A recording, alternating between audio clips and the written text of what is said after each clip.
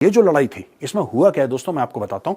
दो किस्म के एस्केलेशन होते हैं फौज में, ठीक है। एक को कहते हैं हम वर्टिकल एस्केलेशन, एक को हम कहते हैं हॉरिजॉन्टल एस्केलेशन, ठीक है।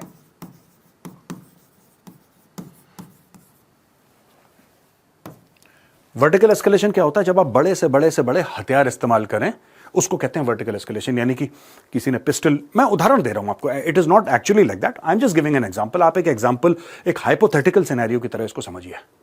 किसी ने पिस्टल फायर करी, दूसरे ने AK-47 फायर कर दी, यानी कि बड़ा वेपन फायर कर दिया, तीसरे ने ग्रेनेड मार दिया और बड़ा वेपन इस्तेमाल करा, चौथे ने रॉकेट लॉन्चर मार दिया, वो और बड़ा वेपन है, पांचवें ने मोटर मार दी, फिर किसी ने आर्टिलरी का, यानी कि ये लेवल एस्केलेट हो रहा है वॉर का।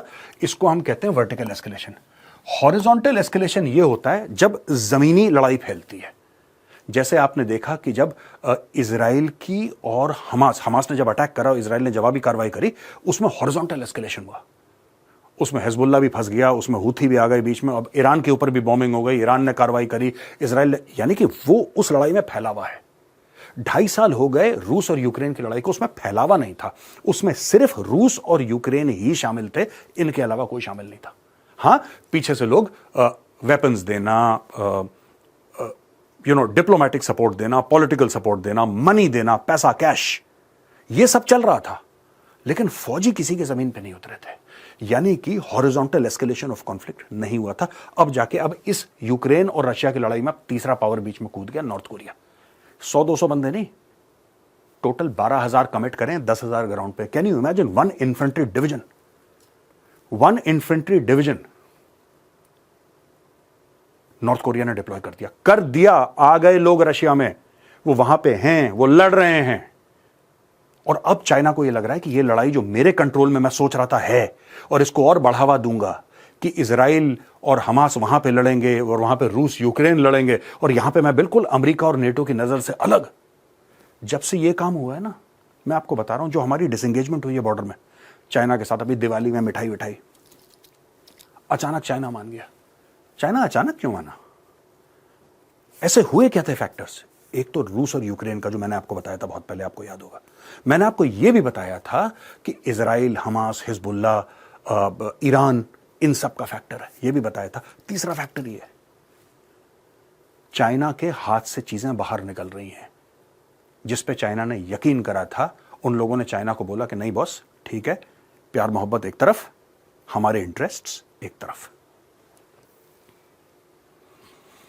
अब दोस्तों, पिछले ही साल चाइना और रशिया ने एक डिक्लेरेशन था उनका, दोनों ने साइन करा था कि हमारी जो फ्रेंडशिप है नो लिमिट की है।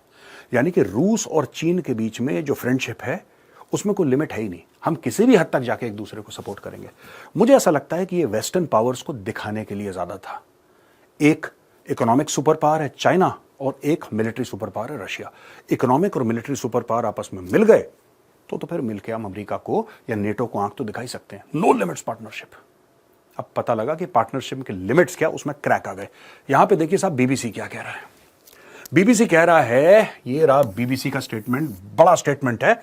Kim Jong Un was China's ally until he became the comrade from hello. Kim Jong Un ने दोस्तों ऐसा कर दिया है कि चाइना का गला सूख गया है।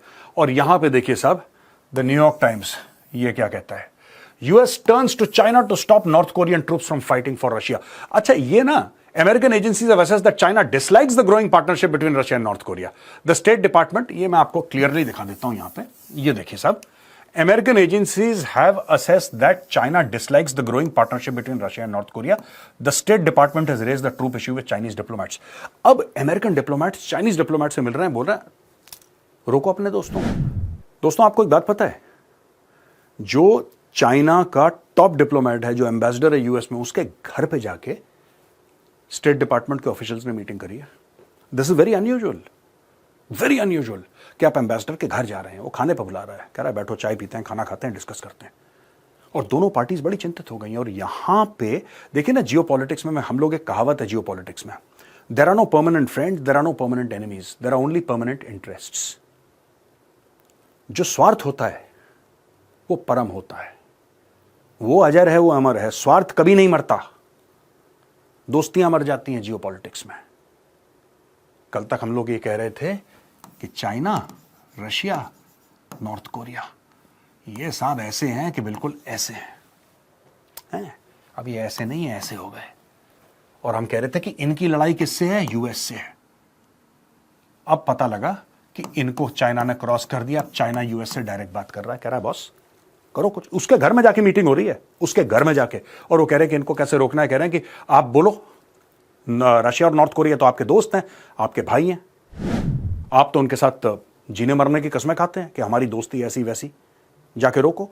चाइना कहता हमारे बस का नहीं है यार, वो हाथ से निकल गया। हमें लगा था कि हमारा पालतू है, वो तो भस्मासुर निकला। उसने ऐसे काम कर दिए जिससे चाइना खुद खतरे में आ गया।